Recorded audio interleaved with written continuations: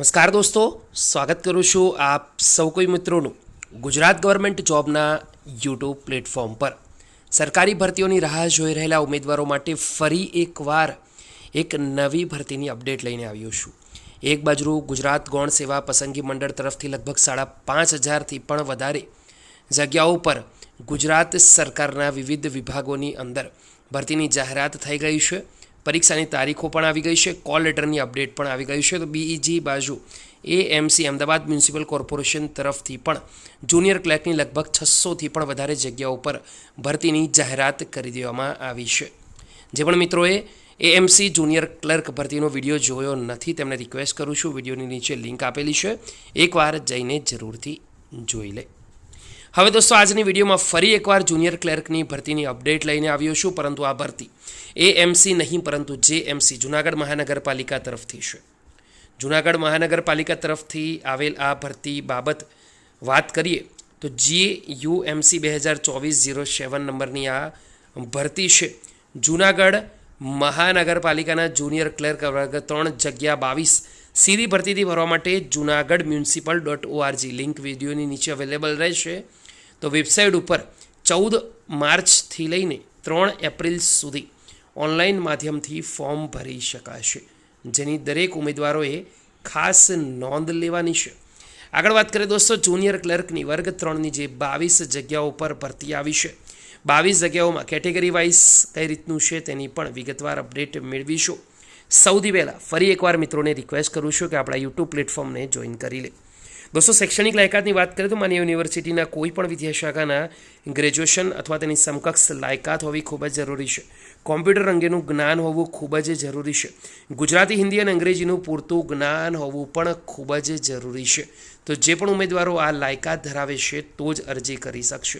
પગાર ધોરણની વાત કરીએ તો પ્રતિ માસ 19,950 નિયત થયેલ ફિક્સ પગાર મળશે। ત્યારબાદ 5 વર્ષની સેવાઓ સંતોષકારક જણાશે તો 7મા પગાર પંચ મુજબ પે મેટ્રિક્સ લેવલ 2 સ્કેલ 19,900થી 63,200ના નિયમિત નિમણૂક મળવાપાત્ર રહેશે। વયમર્યાદા 35થી વધારે હોવી જોઈએ નહીં। વયમર્યાદામાં છૂટછાટની દોસ્તો વાત કરી લઈએ તો બિન અનામત સામાન્ય મહિલા ઉમેદવારોને 5 વર્ષ, મૂળ ગુજરાતના આર્થિક રીતે નબળા વર્ગના, સામાજિક અને શૈક્ષણિક રીતે પછાત વર્ગના, અનુસૂચિત જાતિ જનજાતિના પુરુષ ઉમેદવારોને 5 વર્ષ, મૂળ ગુજરાતના આર્થિક રીતે નબળા વર્ગ, સામાજિક શૈક્ષણિક રીતે પછાત વર્ગ, અનુસૂચિત જાતિ જનજાતિ મહિલા ઉમેદવારોને 10 વર્ષની છૂટછાટ।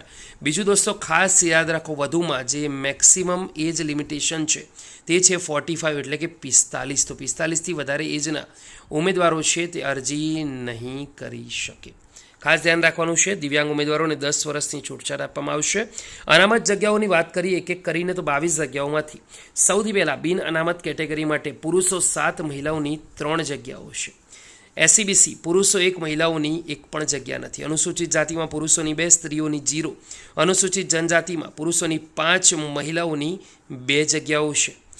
ઈડબ્લ્યુએસની વાત કરીએ તો પુરુષોની 2 અને મહિલાઓની 0 વેકેન્સી છે। માજી સૈનિક ઉમેદવારો માટે 2, જ્યારે રિઝર્વડ દિવ્યાંગ ઉમેદવારો માટે 1 વેકેન્સી છે। તો ખાસ ધ્યાન રાખવાનું છે દોસ્તો। એના પછી વાત કરીએ તો મોડરેટ એટલે કે 40% કે તેથી વધુ અને 75% તેથી ઓછી દિવ્યાંગતા હોવી જોઈએ, તો અને તો જ અરજી કરી શકાશે। દોસ્તો, નજર કરીએ, આગળ વધીએ।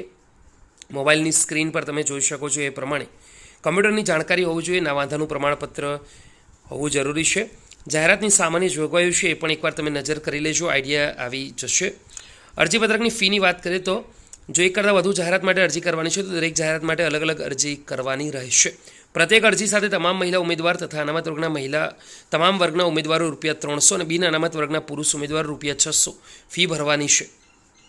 અરજી ફી વગરની અગ્રિમ નકલ વિચારણામાં લેવામાં આવશે નહીં, જેની દરેક ઉમેદવારોએ લાગતા વળગતા ઉમેદવારોએ ખાસ નોંધ લેવાની રહેશે।